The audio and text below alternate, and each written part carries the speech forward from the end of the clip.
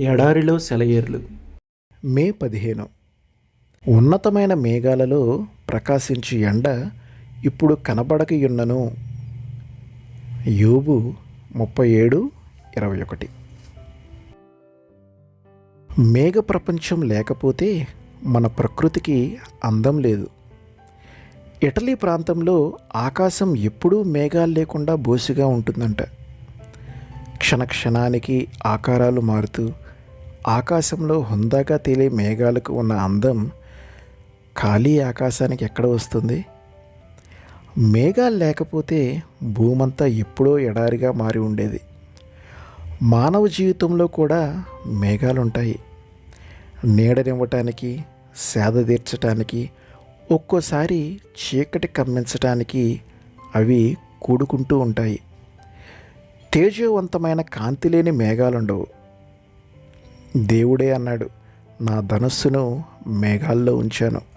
మనకు కనిపించే వైపు నుండి కాక రెండో వైపు నుంచి మనం మేఘాలను చూసినట్లయితే రవికిరణాలతో ప్రోక్షించబడుతూ గొప్ప పర్వత శిఖరాల్లాగా కాంతిని ప్రసరింపచేస్తూ కనిపించే మేఘాల దృశ్యం నిరుపమానమైనది. మనం ఇప్పుడు వాటిని క్రింద నుంచి చూస్తాము. అయితే వాటి శిఖరాలను, లోయలను స్పృశిస్తూ తడుపుతూ నాట్యం చేసి ఉజ్వల కాంతిని ఎవరు వర్ణించగలరు?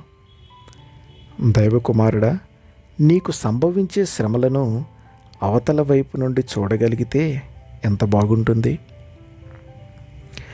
క్రింద నుండే ఎప్పుడూ చూస్తున్నావు.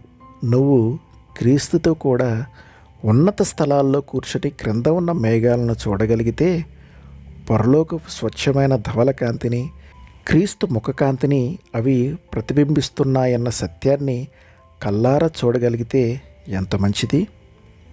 అవి నీ జీవితం పైన దీర్ఘమైన నీడల్ని సృష్టిస్తూ ఉన్నా నువ్వేమీ నిరుత్సాహపడవు.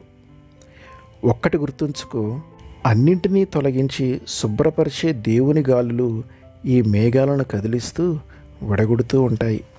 ఉన్నట్టుండి గట్టిగా ఈ గాలివాన పట్టుకుని కోపంతో అటూ ఇటూ కొట్టిందెందుకో. నా దారులైతే దేవునికి తెలుసు. నమ్మకం ఉంచటం మంచిదని నాకు తెలుసు. కాలజ్ఞానపు గోడ ముసుగును తొలగించి తొంగి చూడలేను. ఉదయము చీకటి ఏది పొంచి ఉందో గాని సదయునిపై నమ్మకం ఉంచాను. ఆటుపోటుల కావల రేవుందో లేదోనని నీటి అలలను దాటి చూచే కళ్ళు లేవు. నాటికి నేటికి దేవుడు నా తోడని పాట పాడే నమ్మకం మాత్రం ఉంది. ఆమెన్.